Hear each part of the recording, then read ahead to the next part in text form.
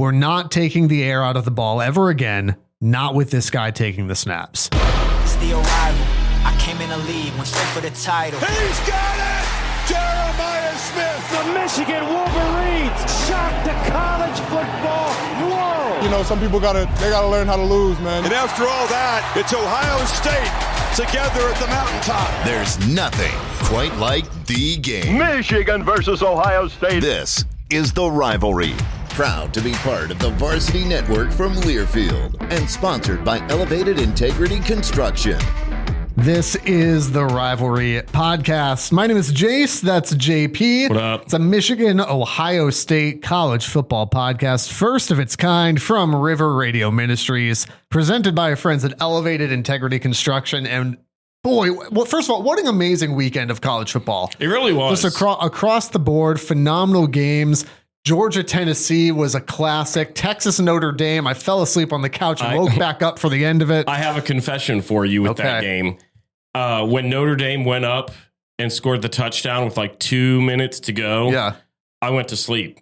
I fell asleep. You thought it was over? I thought it was over, and I was already laying in bed watching it, which is dangerous for me. You shouldn't do that. And so I saw that happen, didn't see the missed extra point. I saw them score and I thought, well, that'll do it. Yeah. And then I just naturally fell asleep and I woke up and boy, did I miss a game. So, you know, occasionally when you're watching a football game, I don't know if this happens to anybody else, but like, it's kind of I'm not superstitious, but I'm a little stitious thing, right? And because this is from a ministry, that's a joke, but also it's sports, so it's definitely not. But I got like this weird premonition when they went to kick the extra point. I got this weird premonition that he was going to miss it. And I was like, well, that's weird. And then sure enough, he bobbles the snap. And I went, what? Do I have a gift? No, the gift was Tyler Buckner coming back to Notre Dame, if you're an Aggie fan, I suppose. Yeah, fantastic weekend of college football. We will get to Ohio State, Ohio, of course. We'll talk about Michigan and Central. We'll talk about Michigan, Nebraska. We've got some stupid genius on the way. But first, a wheel route icebreaker question.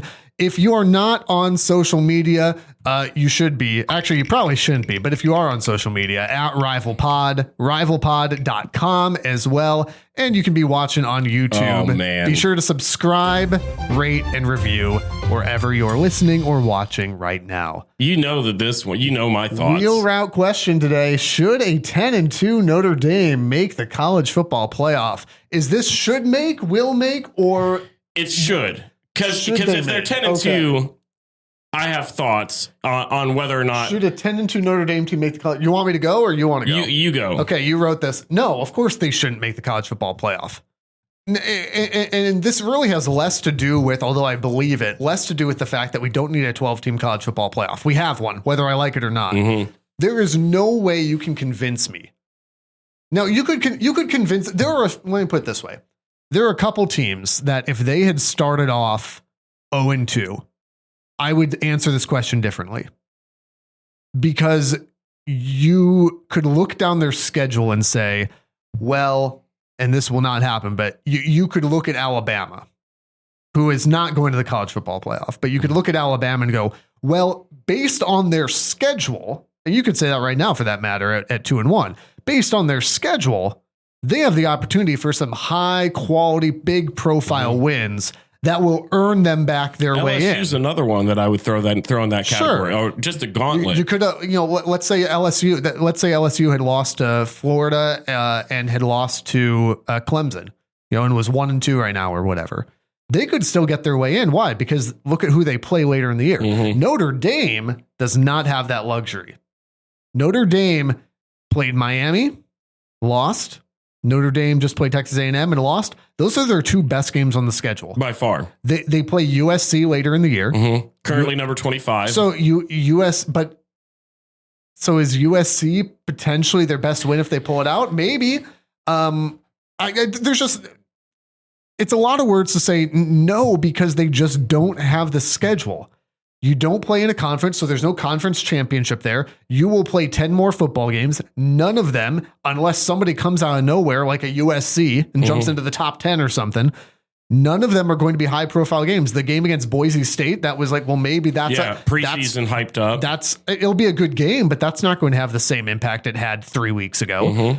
going to Arkansas. Listen, call them hogs, man. Call them hogs, man. Whooping. My if you're new to the podcast, my in-laws are from the Fayetteville area, so my wife's from the Fayetteville area. Big Arkansas fans, love the Hogs, but like that's not going to be a high profile game that's going to earn their way back in. Now, will the committee find a way to try to shoehorn Notre Dame in? Probably.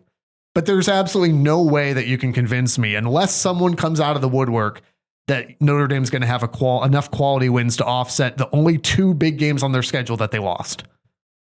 You know, I already agree with every single thing you just said. I have been very adamant for years now that Notre Dame is a fraud program. I will continue to stand by that statement.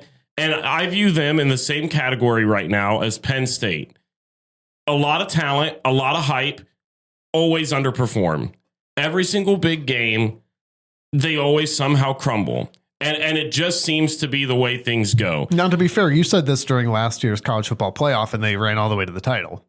But they played nobody. Both of them played nobody. Their opening game was against Indiana, who is also a fraudulent program. And then they played Boise, who we all know was not going to go far. See, we've done this podcast long enough. I know that that's all I have to say, and it'll just get... Oh, it just riles me up because everybody, every single year, talks about, oh, Notre Dame, oh, Penn State. They have done nothing. They've not proven it when it needs to be proven. And so for me, they shouldn't get in, but I'm in the same boat as you. I think if they go 10-2, the committee will find some way to sneak them in, much like an Ohio State last year, where... To Ohio State's credit, they had some key wins on that. Ohio State belonged in the playoff, but I think had too high of a schedule. Yeah. If they played a schedule like they did, like Notre Dame's doing this year, I would have been angry, obviously, being the Ohio State fan. Yeah. But I would have understood being left out in that sense. But Notre Dame, I mean, their toughest game right now is USC. Yeah, and USC's a good team. Maybe though. Like maybe. I think USC is a good team. Yeah, but right now they're ranked number 25 in the nation. Will they stay there? If I'm Michigan looking to into early mid-October, like I'm very concerned about going to USC. Notre Dame gets that game at home. Mm-hmm. Notre Dame plays Purdue, Arkansas, Boise State, North Carolina State, USC, Boston College, Navy, Pitt, Syracuse, and Stanford. There's not enough in there. No. Even if they won all of those, there's not enough in there to convince me that they deserve a shot here. And here's my hot take. I don't think that they're going to finish 10-2. I think they lose another one, if not maybe 2. I think that they have got to be very careful. And again, I'm not just trying to win brownie points with the in-laws, but I do think that trip to Arkansas, they better be careful. Mm-hmm. Arkansas, no, it's not beating Arkansas on the road is not going to win them back in the national spotlight. That's a sneaky good football team.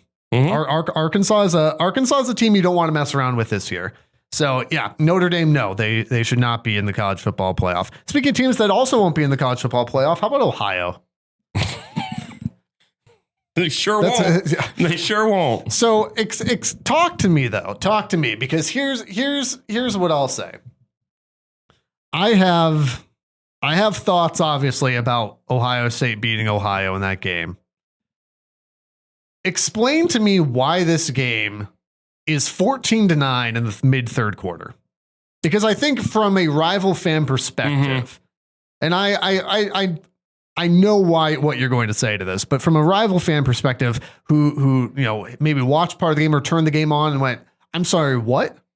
Like, explain to me why we're sitting at 14 besides the botched extra point. An omen of things to come for some teams. This game is 14-9 mid third quarter. Why? Yeah, I mean, I think it just simply comes down to execution. I mean, if you watched that game, I mean, seriously watched it. You're not just box score watching like we preach on all the time. And by the way, I did have that game on instead of Notre Dame, and that's fair. I would also it's a hate watch. Had the role been reversed, I would be watching Absolutely. Michigan. Hate watch for sure. Ohio State was in clear control the entire game, despite what the score was of 14-9. Ohio State did not punt the entire game. And you're looking at this going, okay, it was 14-9. Ohio State didn't punt. They had 2 turnovers. Well, I guess they had a turnover on downs. Turnover on downs on the opening drive, and then they had 2 interceptions, which some people were saying, oh, those were just unlucky. They were just bad throws. One was because Julian Sain's a little bit on the shorter side. It got tipped at the line. those happen on occasion. I'm not going to sit there and harp on that. Yeah, the tipped ball one doesn't bother me as much. The tipped ball one doesn't bother me as much. The other pick was bad. Yeah, the other pick was just flat out bad. To me, it just came down to execution. If you watch that game, you saw Ohio State was in clear control. I looked at the final stats afterwards because even on the defensive side of things, you thought, man, Ohio, granted, Parker Navarro was out for a little bit. You watch this Ohio offense, and you're like, they're doing nothing. Yeah. Then they come out to start the third, and they have a 67-yard pass where I genuinely was watching us try to tackle that guy and was shamed. Was that Lorenzo Styles? It was Lorenzo Styles that just lunch money taken. Yeah. Yeah. I mean, it was just one of those things where it's like, man, how are you not bringing this guy down? Like, he wasn't running. It's not like he had a burst of speed. It was like Lorenzo Styles was dragging onto him basically the whole way. Yeah. Besides that 67-yard pass, Ohio had 114 yards total. So you look at this and you go, well, it was 14-9. If you watch the game, it wasn't close. Ohio State was consistently in the red zone. And this is the thing that I took away was, other than the obvious, you've got to execute better in the red zone. There were key moments where I thought Ryan Day went back to his old self a little bit, where we have harped on it. If you've ever listened to this podcast prior, if not, you can fact check me. We talked about it before last year, before the tide really kind of turned with that team, that Ryan Day consistently gets in his own way at times, where he'll second guess himself. He's not as aggressive when he should be, and he pays for it. And this was a classic example of that for me. They got to the red zone, and this is going to sound a little bit cocky, but you're Ohio State, and you're playing Ohio. Well, that's not cocky, though. You're Ohio State playing a MAC team in your building. It is 4th and 2. You have a very good offensive line. You have a man named Bo Jackson who, as much as the coaching staff wants to say, well, he's not running back one, it's going to be split carries between the three. Fine by me. We have eyes. We have seen what Bo Jackson can do numerous times.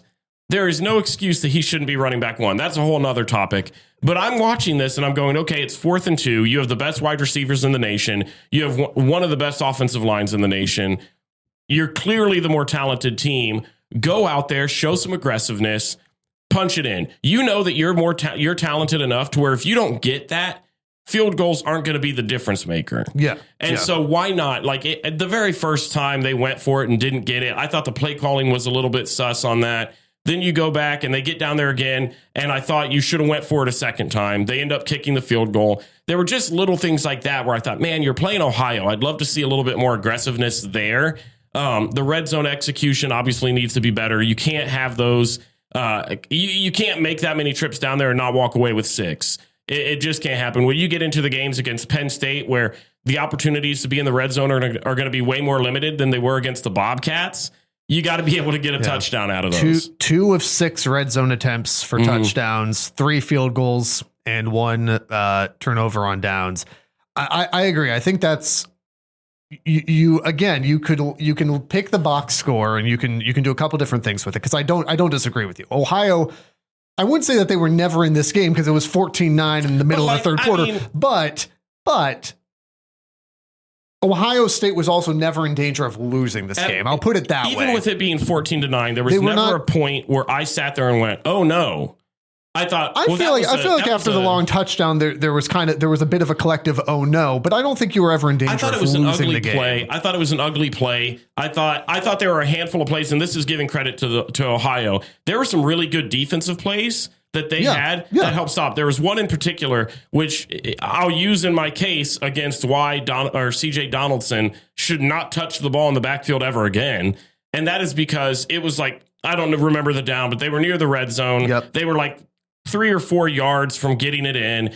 And instead of lowering his helmet and just barreling his way through, he goes up and he just gets absolutely sauced and just thrown. It was a great tackle. It was a grown man tackle. Yeah. And I don't play football, if you can't tell. I'm not the athletic type. Football. I just like to watch it and tell other people how to do it. I'm here to play school. I wasn't even there to do that. But you go in, and I even know that if you're a running back that close, you tuck the ball and you just barrel your way through. And again, you're Ohio State. And you're Ohio State. And he goes up there, and he's basically standing up, which is why the defender was able to go and get low on him. They always say you got to be the lower person. The lower man wins. Yep. And CJ Donaldson just got picked up and slammed to the ground, immediately stopped. That should have been a surefire touchdown to me. Yeah. Any other running back barrels your way through. You get maybe a couple of yards. Even if you don't get in the end zone, it's 4th and 1 in inches, and you continue to push your way in. And so I look at stuff like that where I go, man, I just wonder how long it's going to be before Brian Hartline, Ryan Day, this coaching staff takes a look at that running back room. And Peoples and Donaldson, stat-wise, had decent games. But I tweeted it. If you want to follow us on Twitter at RivalPod, I tweeted this out. There's an eye test with it where you watch these running backs compete. And you see Donaldson and you see Peoples, and then you see a guy named Bo Jackson get in there. And the electricity that goes into that backfield, his agility to get up and burst through the hole, just his vision, is clear as day. Yeah, he reminds me slightly of Travion Henderson when he first started out. He's not quite as polished yet, but you saw that with Trey when he first started out. His very first game, he had like 2 touchdowns against Minnesota that were just electric runs. Yeah.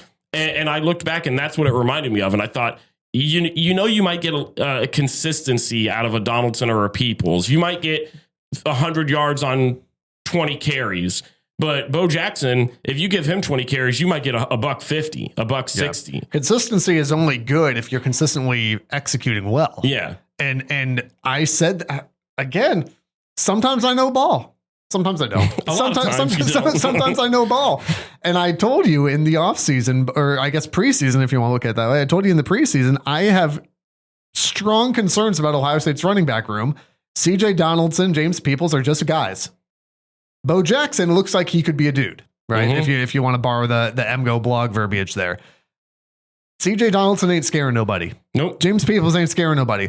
And again, in some ways, it's too early to say, well, Bo Jackson's scaring people because of the way he's played against Ohio. But if I'm Ohio State, I'm looking at it going, that guy, at the very least, that guy needs more carries. And I think right now, even if it's just that, because again, if I'm looking at it from the Michigan perspective in November, I'm going, okay. So Travion and Quinshawn couldn't run on us. These fools aren't going to run on us either. Well, and I think to add to your point, I wouldn't necessarily say people are scared of Bo Jackson, but I think right now nobody's really game planning for a Donaldson Peoples back. No, the run game is back. Nobody's. I think if the run game's not respected. No, and I think if they went ahead and they made that switch officially, people are going to start game planning to stop a Bo Jackson. Sure, not that they're like he's going to be the one that kills us and all that. I don't think it's to that degree yet. But I definitely think right now, going into, they don't play this next weekend, but when they go to Washington, if Bo Jackson's running back 1 on the depth chart, Washington's defensive coordinator is going to go, okay,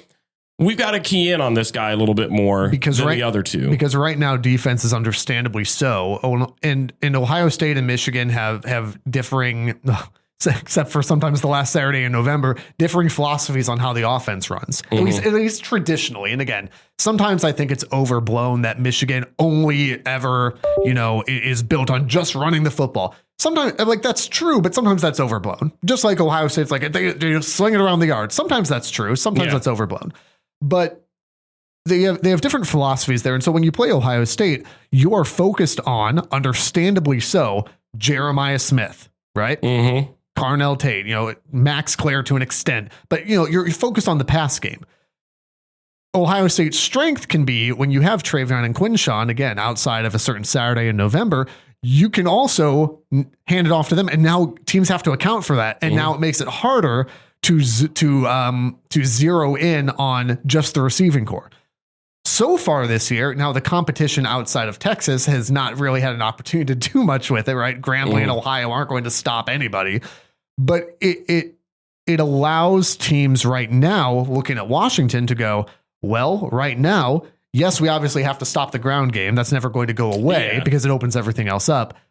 But right now, there's not a respect for the run game of Ohio State, nor should there be at this point. And it allows your defense to focus more on covering Jeremiah Smith or Carnell Tate or whoever.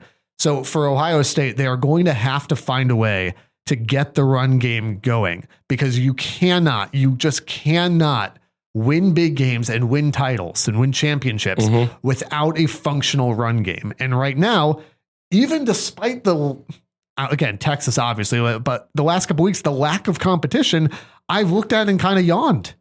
and went, Yeah. That's not good. That's not a good sign. There's plenty if you're Ohio State. And again, as the Michigan guy, there's obviously plenty you can like from what you're seeing from Ohio State.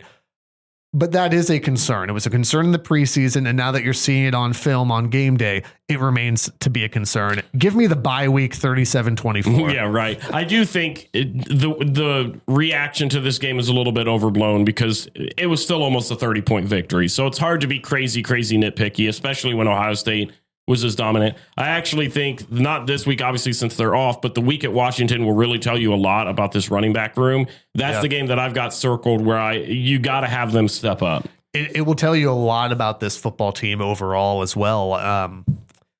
Just because one, in preseason, and I remain so, I was very high on Washington in the preseason. Mm-hmm. And I told you, and you mocked me, which is what you do on this podcast, that you better highlight this game because I think Washington might beat you. No, I think Washington may pull off the upset. Now, I'm not making that pick right now, but that's just what I said in the preseason, is that this game is a trap game. Nobody's talking about going to Seattle. We'll get to that next week. But you'll learn a lot about Ohio State. If you're a fan, you'll learn a lot about this running back room. You'll learn a lot about this team. Going to Washington, first road game for Ohio State. And also, you're kind of not to be so much of a rival that takes away from the Texas win, but are we not, just as a sidebar here, are we not all kind of looking at Texas right now, scratching our heads a little bit? Just a little bit. Does UTEP have an elite defense also, at least for half of football? Who knows? Who's to say? Arch Manning looks rough, man. I saw people on Twitter apologizing to Quinn Ewers, and I thought, man, things are bad. You're down bad. I'm not saying that Texas still doesn't have all its goals in front of them, or they still might not win a national title, but I'm telling you that I watched the Ohio State game, obviously, and I went, and I think I even said, it wasn't to take anything away from the defense, but it felt like sloppy offenses more than elite defenses. And as I continue to watch Texas play football, I go, yeah, I think that take might have been accurate. They I know they beat San Jose State by 1,000. They didn't start that game very well. Mm-hmm. I watched them play UTEP for a half. Maybe you could even say a full game, and went, well, that's interesting. Texas is a very curious team moving forward. I guess we'll say that. Hey, maybe though, you feel a little bit like Josh Heupel in Tennessee. What a game, by the way. So close. You got me quicker than that. Facts. You're trying to build like a champion, but you might not know how to execute it. Aaron and his team at Elevated Integrity Construction have a winning pedigree and a team of All-Americans. They are a juggernaut of the industry and have built a dynasty of championship builders. If you have a home, church, or business build, go with the folks with integrity right there in their name. Got a brand new website as well at elevatedintegrity.com. We appreciate Aaron and his team sponsoring the podcast for many, many years now. Rivalry also proud members of the Varsity Network from Learfield, the must-have app. If you call yourself a college football fan, the Varsity Network has live broadcasts and on-demand podcasts just like this one. You might be listening there right now. Free to download. Find the Varsity Network in the App Store and be sure to search for the Rivalry Podcast. We are also very proud partners with our friends at Homage this year. Homage, if you're not in the Columbus area, incredible merch apparel store. That's an Homage one right there that you're wearing if you're watching on YouTube. Proudly wore my Detroit Lions one to church yesterday because that is my Sunday best. And it paid off. It paid off well. Can you start wearing a Browns one for me, please? The president and CEO of River Radio Ministries, who we do this podcast with, is a huge Bears fan. I did not text him yesterday because I enjoy continuing to do this podcast. But what a win for the Lions. Anyway, Homage, since 2007, has been helping fans pay homage to the people, places, teams, and moments that matter most to them. Quality craftsmanship, elite storytelling, and trademarked legendary comfort. And if you jump into the show notes right now on YouTube or in the podcast description, you'll see a link there. You can get yourself your own Homage merch. These are seriously like the buttery soft t-shirts, most comfortable thing you'll ever own. Go ahead and click on the link, get yourself something, whether it's Lions and Tigers, not Bears, oh my, Ohio State stuff, whatever you want to go get yourself. You won't regret it. Support Homage. It'll support the podcast as well. So be sure to do that. And by the way, If you are watching on YouTube, wearing our own custom rivalry podcast merch today. We've got Ohio State. We've got Michigan designs. Favorite t-shirts we've ever made in the 7 years we've been doing this podcast. If you go to rivalpod.com, click shop, you can buy yourself a t-shirt, support the podcast that way as well. Small budget podcast. So whatever you can do, whether you want to throw $5 our way or you want to get yourself a t-shirt, it really does help. And of course, be sure to subscribe, rate, and review. That makes a big difference as well. Hey, Michigan played football this weekend. Central Michigan did not. Can I just say, last week you asked me, is it really fun to watch a 70-0 game? Would you like to take back how much you tried to make it seem like it shouldn't be enjoyable? Because I know you were just having a blast. I changed my mind. Yeah, it's a phenomenal time. That was really fun. It's maybe one of the best Saturdays well spent. A noon kickoff, stress-free. Former Michigan tight end Jake Butt on the color commentary. It was a great weekend because then you get that game out of the way. You have been stressed for 0 minutes and 0 seconds. Yep. You get to watch college football the rest of the day. At like the exact opposite of that Oklahoma nighttime kick. The exact, like, what a whiplash. Yeah. Michigan, and let me say this before we jump into it. The question I asked you last week that I think is probably what needs to be addressed this week is, can you learn any? I asked you this about Grambling. I would ask you this about Ohio, except we already answered it. Is, can you learn anything from this game? Can you learn anything from blowing out a MAC opponent? Can you learn anything from playing a terrible FCS team? The answer is no and yes, right? And this is the same answer I gave last week. Same answer I gave about Michigan playing New Mexico, by the way. Yes, you can learn something in the sense of a accurate ball is an accurate ball. Yes, you can learn something about good game management is good game management. Yes, you can learn that good play call sequence is good play call sequence. No, you can't learn about, hey, has Michigan fixed the offensive line? I have no idea. You know why? Because we played Central stinking Michigan. Is our wide receiver core suddenly really good? I don't know, because we played Central Michigan. Now, at the same time, I can look at it and go, oh, that's a really crisp route. Ooh, really good hands to hang on that. Perfect ball placement. You can look at things like that. But am I looking at it and going, hey, does this mean that Michigan is now like an elite team in the country? No, it doesn't mean that necessarily, at least, because you played Central Michigan. So you have to know that there are strong limitations on what you can and cannot learn from this game. You also can only evaluate what you saw in this game. So let's start with the bad for Michigan. And there wasn't a lot of it. The bad, Michigan gave up 3 points. How dare they? I predicted a shutout. Inexcusable. Unacceptable. Fire everyone. Everybody. The other bad in this game would be Bryce Underwood throws a pick. Almost 2. Honestly, I was going to say, should have been 2 if you weren't playing Central Michigan. The opening pass, number one, I absolutely love the play call. Yeah. Right off the bat, take a deep shot, and absolutely should have been picked. That wasn't great. The interception wasn't good. That's it. That's the extent of the list of things that I did not like in this football game.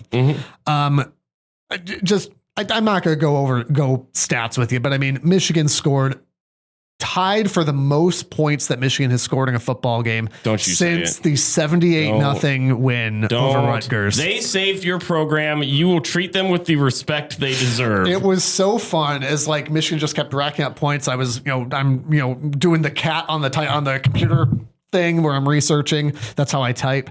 And we've seen, and just this ties to the most points since Michigan beat Northern Illinois like 63-0 in 2021. I think probably because we had their signs. And that checks out. But this was tied for the second most since that Rutgers win. And when I realized that, I went, oh, well, as the only Rutgers fan that I've ever met. 3-0 right now. Please stop. 3-0. Big game against Iowa this weekend. Please have some dignity. You're looking for something Friday night around 8:00. Rutgers, Iowa's on your TV. Wasn't there a point where you put on the Scarlet Knight helmet at one point on this podcast? Please, there's probably been numerous times. Please don't do it again. Oh, if they beat Iowa and we're talking 4-0, yikes. Talk to your family about undefeated Rutgers. We used to do a segment called Rutgers to the Rose Bowl, and then it just got sad. So and then they're good. So maybe it was just. Just don't say it. I am a little. Nobody so move. Stop there. Nobody say anything. Rutgers might be okay. They might not be, though. They should have gotten beat by Ohio. Anyway, no. My point being, Michigan scored a lot of points. it's obviously a get right game for Michigan. Here's the most encouraging thing. And this falls within the limitations of what can you learn from this game. So this is the first, game that Sharon is serving as a suspension. Oh no, what a punishment. Sharon was with the team all week. So, I saw people go like, this is what happens when Sharon Moore is not your coach. I'm like, my guy, he was with the team until like Saturday morning. So we're good. So here's what interim coach Biff Poggi had to say. And I think this is well within the limitations of what you can actually learn from this game. He said, we thought at Oklahoma we would take the air out of the ball because they're an air raid offense.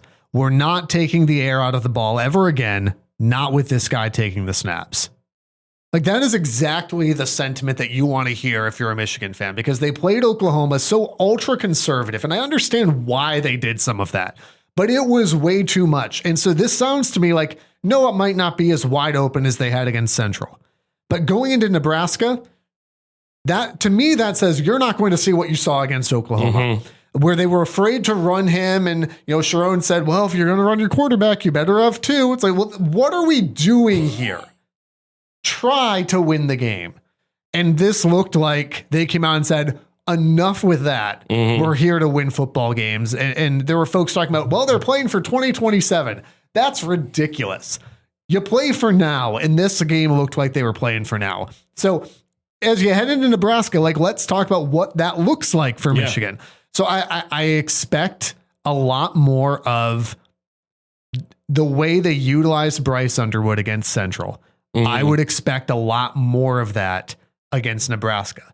Maybe closer to how they used him against New Mexico, with a little bit more freedom to use his legs. Yeah. Because again, it's not like Michigan just threw the ball. I mean, they threw the ball very well. This was, play calling wise, a pretty balanced call of running and passing for Michigan. Underwood still had 100. He had 100 something yards on the ground, but Haynes did too. Michigan's play call was still very balanced in this game, as it was against New Mexico. So I would guess somewhere in between those two games is the usage that you're going to see for Bryce. Here's how I would talk about the Nebraska setup. There are a couple ways Michigan can win this game, but let's start with Nebraska. A couple ways Nebraska can win this game, because Nebraska is 3-0 right now. But what you need to know about Nebraska is that Nebraska ain't played nobody. Now, if you had asked a Michigan fan in the preseason, and we did this, we sat down and said, what games on Michigan's schedule are concerning to you? Oklahoma at Norman would have been the first one circled. At Lincoln should have been the second. Obviously, the Ohio State game. I'm kind of taking that out of it here. But I mean, Michigan plays at least three very difficult away games. Oklahoma, and it's every other week, basically. At Oklahoma, at Nebraska, at USC. You'll still have the Michigan State game, Washington coming to Ann Arbor. We have already given you my thoughts on Washington. But like those three games, especially early in the season, in the first half of the season, 3 road games at 3 premier programs, very difficult. This is a massive game for Michigan. So while Nebraska ain't played nobody, Nebraska, even in the preseason, was looked at as, ooh, this is a dangerous football team. And obviously, French top 25 team. And obviously the number one reason why they're dangerous is they've got Dylan Raiola, right? We talked about the Dylan Raiola factor all last year. I thought his name was Pat Mahomes. It's hard to tell the difference sometimes. I mean, and he's like the picture of The Office. It's the same picture. Corporate wants you to find the difference. It's the same picture. Now, granted, they have played Cincinnati, Akron, and Houston Christian, which is a real school. But he's also thrown for 800 plus yards, 8 touchdowns, no picks. What can you learn from that? What can you learn from some of those games? You can learn Dylan Raiola has taken a big jump from freshman year to sophomore year. Yep. He's cut down has he been perfect? No. Because no one is perfect, right? Has he been perfect? No. But he's thrown no picks. That's pretty perfect. 8 touchdowns, 800 plus yards. So that's one major easy analysis reason why Nebraska can win this game, is because they've got their Bryce Underwood, if you will, a year extra into development. Now, I think Bryce is probably better at the end of the day, but Dylan Raiola is a very good quarterback. Michigan's secondary is a little concerning for me at times. There was one play in particular. I was texting my brother about it. where Central Michigan's quarterback Labus, I think they used a couple different quarterbacks in the game. He's under pressure and he just chucks the ball sky high. And Jair Hill is just toasted by his guy and comes back and ends up breaking up the play, but it's because he kind of interferes with the guy. And I'm looking at that going, okay, a better quarterback and a better receiver. That's a big chunk play right there that you just gave up. With the health of Zeke Berry kind of in question mark too. I have some concerns about Michigan's secondary against a quarterback who has been very, very good so far this year. One of the other reasons not related to Dylan Raiola that Nebraska can win this game, this defense is stingy. Now, you've played Akron, you've played Houston Christian, and you've played Cincinnati. Yeah. However, you play who you play. The defensive line might not be like Oklahoma level, but it's a solid defensive line. The secondary is very talented. This is, again, yes, who have they played? The secondary has the fewest passing yards allowed in the nation, top 10 total defense. Competition notwithstanding, that's pretty good because there are some other teams who have played very bad teams as well, and Nebraska is still sitting at the top. This was also something we knew going into this season, is that Nebraska's defense is going to be good. So there's two reasons for you why Nebraska can win this game. Why can Michigan win? Well, Bryce Underwood would be a big reason why here. Brendan Sorsby from Cincinnati had success with his legs against Nebraska. Bryce Underwood is probably better than Brendan Sorsby. Jury's out, but like that's a critical piece that Michigan finally seems willing to utilize. Nebraska's offensive line is okay. They struggle a bit in the run game, and Michigan is a pretty good running football team. So, I mean, that's kind of like just an overview of like where this team sits, but I'm curious from the Ohio State side, like that's some of what I'm watching heading into this game. I'll give you my prediction here in a minute, but like, what are you looking at from the Ohio State side here? Yeah, I mean, I don't disagree with anything you said. I think the biggest thing for me, and you already kind of touched on it, the Nebraska offensive line, I think struggles a little bit. And I think one of the strong points for what Michigan has had to offer this year, one of the things that's helped them is, I mean, it's Central Michigan, but they were living in the backfield. They were constantly getting pressure on the quarterback, which is why he had to throw it so jank half the time. Jashawn Barham, by the way, lining up on the edge. And that's who I have marked down. Yeah. Is guy's been a dog this season so far. And so I'm looking at that going, he's going to cause havoc. Raiola hasn't had to face that kind of pressure this year. So you can look at the competition and go, well, you're telling me Akron wasn't having a great pass rush? That might be what I'm hinting at. So I just don't think Raiola's had the opportunity to go against a team that really is going to be able to get into his face like the Michigan defense. I think you showed glimpses, and I even texted you this, that I think Bryce Underwood is the best Michigan quarterback outside of J.J. McCarthy. And honestly, I think I might even start to make the argument that he will be statistically better than McCarthy by the time he leaves Michigan. But I can't remember a Michigan quarterback that I've watched where I go, oh, he's really talented. You guys have had serviceable guys. So, and some I mean, think about a guy like Wilton Spate. Okay, Wilton Spate. Chad Henne. Chad Henne's pretty high up the board for me. Chad Henne, John Navarre, and then even going like some of the older, and again, different era, Elvis Gerbach, right? Well, I'm talking about since I was alive watching college football, there has never been, even with Denard Robinson. Denard Robinson's one of those guys that at the time like was just statistically a monster. Yeah. But Bryce Underwood feels different than that even. Yeah, JJ is probably the best quarterback Michigan's ever had. Yeah. And I don't think that's recency bias. And I don't even know if like statistically JJ really blew me away, but I think just like he kind of encapsulated everything that there was for Michigan, you know, like he got the wins, he got the natty, beat Ohio State, like the numbers and all that is what's going to keep him glorified. I feel like Bryce really talent wise. Yeah. I feel like just looking at a guy like Bryce Underwood, you can see it where you can go, okay, this is how good he is freshman year. And from an Ohio State fan, this is what you saw with Jeremiah Smith. Sure. Where you're looking at Jeremiah Smith and you're going, yeah, I've seen Marvin Harrison come through here. I've seen Chris Olave, Jackson Smith and Jigba. Like I've seen all these Hall of Fame Ohio State receivers come through.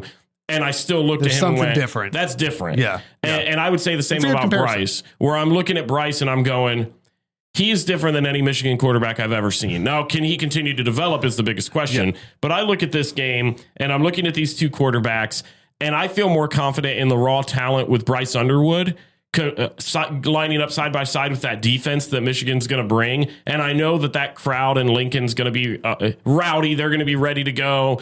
It's going to be hostile to start. I just think Michigan's going to have too much. I think Justice Haynes is going to have a great day. Samaj Morgan, McCauley, I think both of them will have big days. My prediction for this, 27-17, Michigan. I like that. I think it actually, I feel like there's probably, because the line has moved so much like recently. 1.5. It was for 1.5 for Michigan, but it was like Saturday, it was 3 for Nebraska. So it's kind of 50-50 up in the air. It's a coin flip game. I feel like whenever it's that, you always kind of expect a slow start. I actually think Michigan jumps out to a double-digit lead early. Man, again, your lips to God's ears, man. I like it. This game, and I shouldn't have to say this, but maybe it's helpful for rival fans or just college football fans who aren't necessarily Michigan fans listening in.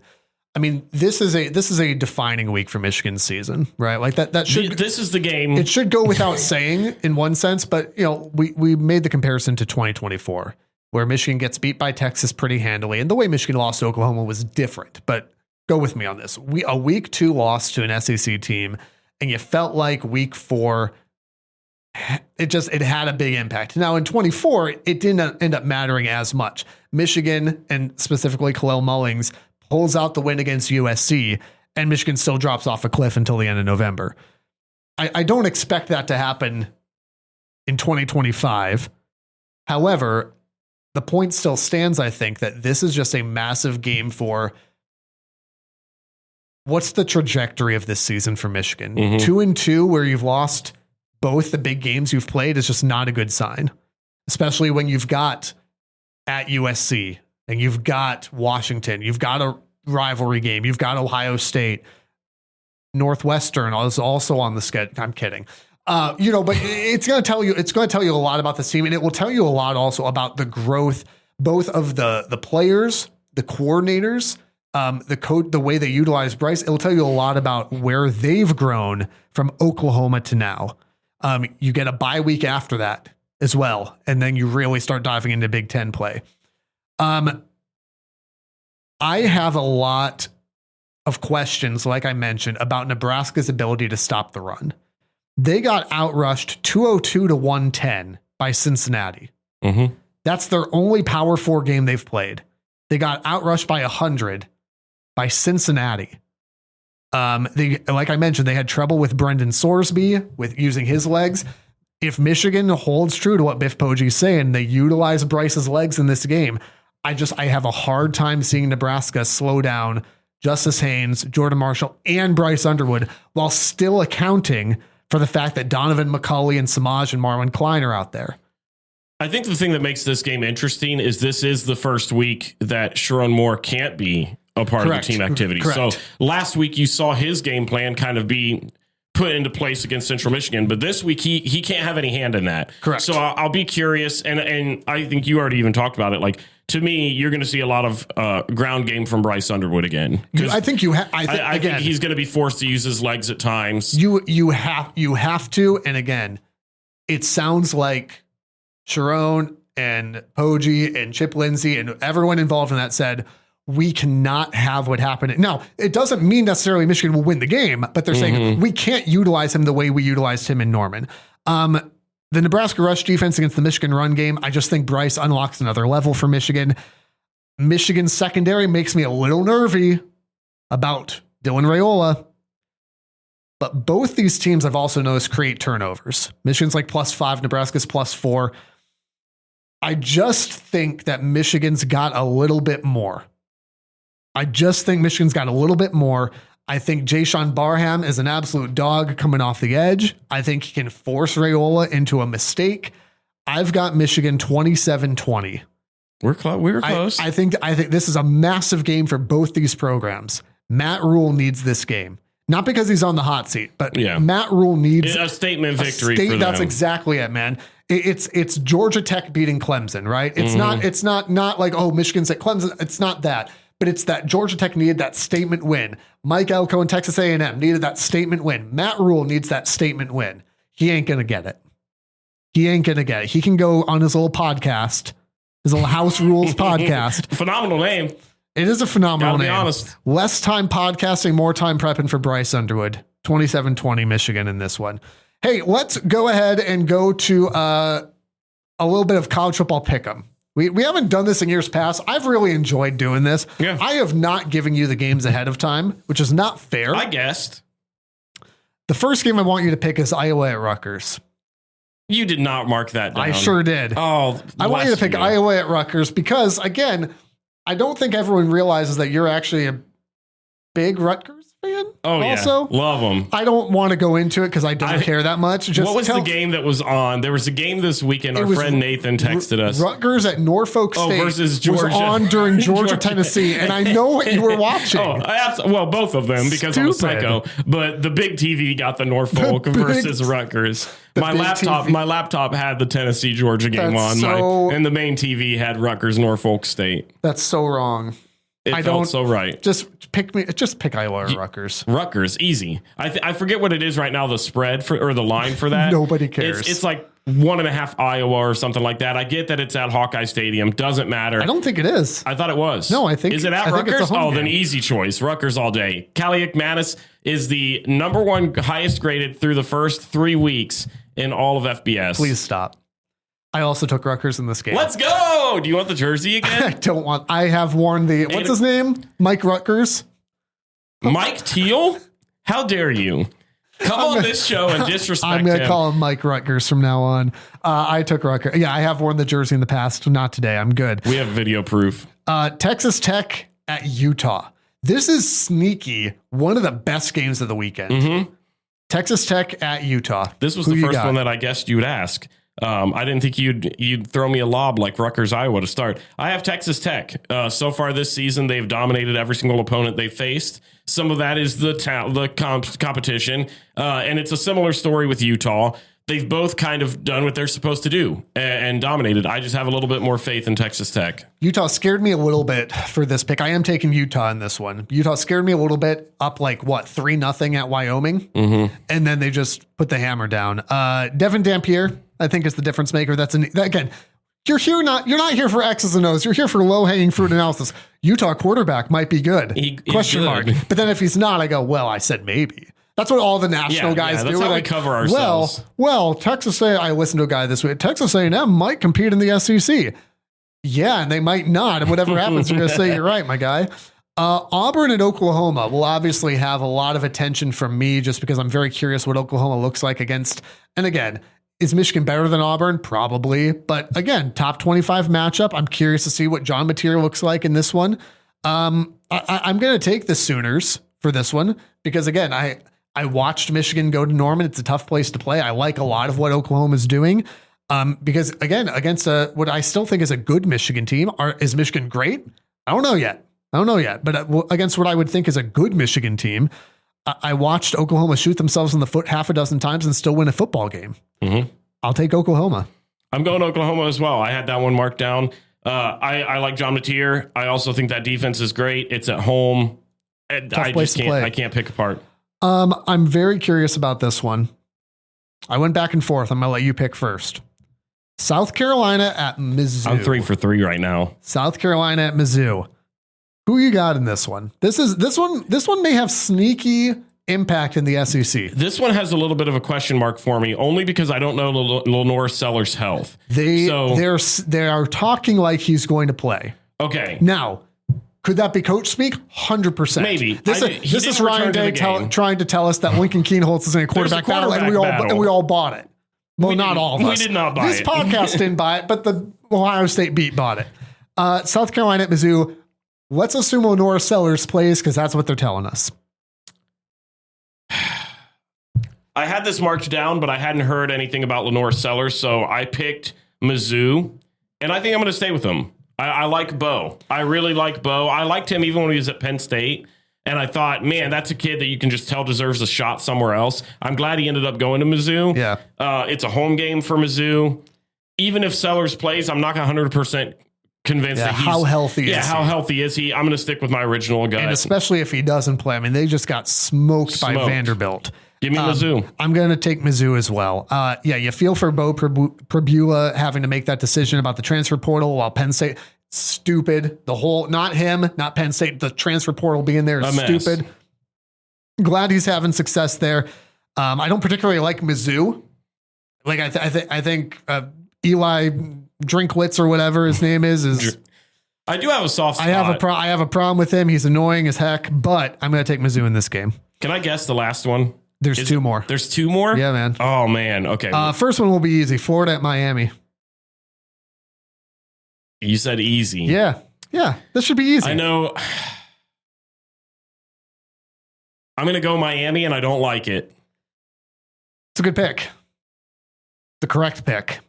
Miami, for as much grief as we've given Miami over the last year, they've been tough. Miami has looked really good. I mean, you Beck had looks like the old Beck from Georgia. I mean, years prior or before his injury, really. You had USF as your stupid genius last week, and Miami just absolutely dominated. You talked me into it. Yeah, Miami will. I'd love for Florida to win this game. They ain't gonna. No. And Billy Napier's seat is getting hot, man. It's getting hot. Number 9, Illinois. That's the one I had. At number 19, Indiana. A battle of two teams that I'm not sure that everybody believes in. But one of these. But am I excited to watch it? You bet. Yeah, man. Can't wait. Night game. And listen, it's Brett Bielema and Kurt Cignetti, two of the most unlikable coaches in college football. Who you got? I got Illinois. I've said it numerous times. Indiana is a fraudulent program. They've not earned my respect whatsoever. You hate Indiana so Anything much. that is in Indiana, to be honest, because I mean Notre Dame can fit right along in that. So is there something about being in Indiana that makes your fraudulent program? Purdue's terrible. I realized one thing. It was years ago. I went on a trip to Indianapolis, and I've stated numerous times, probably even to you, that I think it's the most boring city I've ever been to. And now I'm looking at this and I'm going, man, I really just don't respect Indiana and I don't respect Notre Dame. Maybe I have a grudge that I'm just not realizing. To be fair, as an Ohio State fan, you haven't been to Indianapolis since COVID, so that could be some of it. We've been enough. We've seen it. It's been a while. We've seen all we needed to see. It's been a while. That is fair, though. It only takes one time and you're like, all right, well, that's Indy. That was Indy, cool. I guess. Sure. I got Illinois.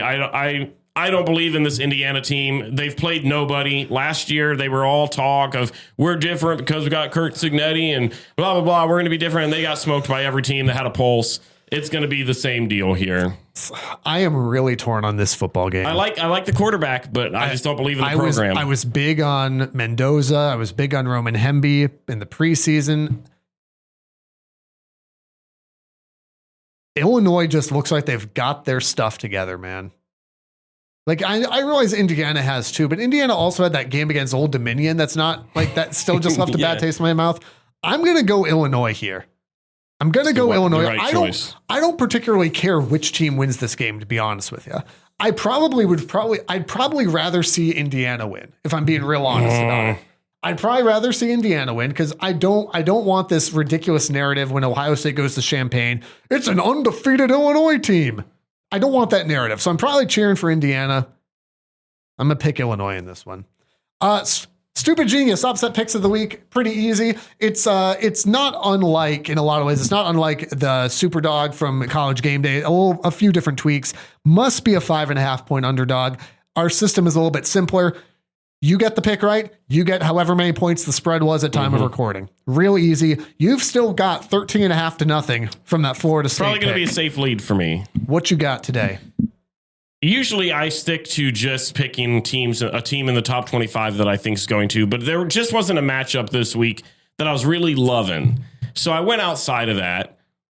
Maryland over Wisconsin, currently 8.5 point underdogs. It's on the road. It's at Camp Randall. I don't hate that pick. It's at Camp Randall, but I am not impressed with Wisconsin. Wisconsin is a disaster. And I will take ownership of this. I thought prior to the season, I don't remember what episode this year it was, I thought maybe, I think it was after week one where we watched Alabama lose, and I thought maybe this Wisconsin one is one to kind of look at. No. Then I watched Wisconsin struggle week one against Miami of Ohio, who Rutgers just blew the door off of recently. Wisconsin's bad. So I'm looking at this and I'm going, I don't think Wisconsin's that good. And then I look at Maryland, who I also don't think is that good, but I think Malik Washington is. And I look at that quarterback and I go, 8.5 seems pretty steep for these two teams. I think that's fair. I wouldn't be surprised if Maryland won this football game. MGO Blog has a little thing where they used to say that you can't spell Badgers without bad. Yeah, true. It's rough. And by the way, it's not getting easier for Wisconsin because they go to Michigan in a couple weeks and they get to host Ohio State in October. So things are bad. Yeah. Things are bad in Madison. We're just trying stuff today. Oh, are we reversing roles here? Or are you going to be chaotic? I don't usually like to pick with my heart here. Oh, I love it. But, number one, not a lot of upsets that I liked. I nearly took South Carolina at Mizzou. I don't trust the Lenore Sellers thing. I could see South Carolina winning if he plays. I just don't feel comfortable with it. There's a team in the MAC that's playing a Power 4 team. Love Maction. Give me Bowling Green. At Louisville. Whatever you're about to say, I went and I watched. I know you did. I have just one quick comment. I know. I watched that Bowling Green offense struggle to move the ball against Lafayette. Okay, struggle's a strong word. They struggled to move the ball. Okay, well, they struggled very much to move the ball against Lafayette. But did they win though? But did they feel good about it? They just beat Liberty. But who's also not very good. But that's they lost their starting quarterback to Colorado, who was also not good. Well, you know what though? I like what Eddie George is doing here. Okay, Pudge the Cat is there. Unsold. I don't know if he's traveling to Louisville. He will. He's got a little backpack. Does he really? He has one of those little. That is awesome. I would call them like globe backpacks. Yeah, I know exactly what you're talking about. Yeah, he has one of those that he. It's not that long of a drive. Bowling Green is 23.5-point dogs in this game. And rightfully so. And yet, Drew Pine has outpassed Miller Moss so far this year by at least 150 yards. Who else forgot that Miller Moss transferred to Louisville? Yep. I watched them play earlier this year, and I thought, that's where he ended up? Miller Moss left USC. I knew he didn't go to Michigan, and then I just assumed he... Aren't you glad? Graduate. Oh my gosh, can you imagine? We'd be starting Miller Moss right 100%. now. Bowling Green at Louisville, 23.5-point dogs. That's not going to hit. No way. Oh, I really hope we get to run this back. We might not, though. Enjoy college football this weekend because, again, great slate of games. Is it the slate of games we had this past weekend? No. But sneaky good ones, though, at the right golly, times. Texas Tech, Utah, Auburn, Oklahoma, Illinois, Indiana, Michigan, Nebraska. Ohio State against themselves. Ryan Day versus Ryan Day versus evil Ryan Day, if you will. I don't know who's going to win that one. Better than that. The beard dye, probably. The Rivalry Podcast is part of the Varsity Network from Learfield and the River Podcast Network from River Radio Ministries. New episodes out every Monday. Be sure to subscribe, rate, and review wherever you're listening right now, and follow on social media at RivalPod and RivalPod.com. And if you like what you hear, share with a friend so they can listen too. Wherever you go, whatever they get into. From chill time to everyday adventures. Protect your dog from parasites with Credelio Quattro. For full safety information, side effects, and warnings, visit CredeliaQuattroLabel.com. Consult your vet or call 1-888-545-5973. Ask your vet for Credelio Quattro and visit QuattroDog.com.